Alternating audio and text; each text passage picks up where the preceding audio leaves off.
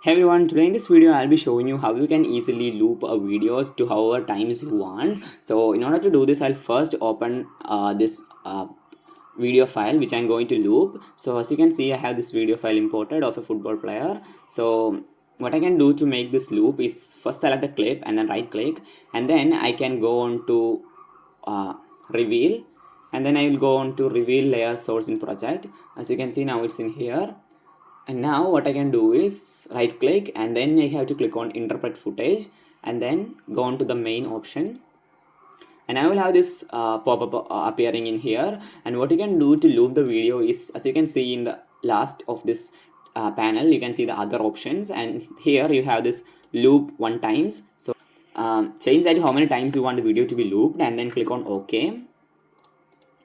And now you can see the video should have stopped right there, and it has a little more length. And now you can drag this to there. As you can see now, as you can see, the video is now looped. As you can see, the ball was the player is right there, and now after a few seconds the ball is right there. So that's how you can easily loop a video in Adobe After Effects. So that's it for today's video. Hope you found this video informative. If yes, please like, share and subscribe, and thanks for watching.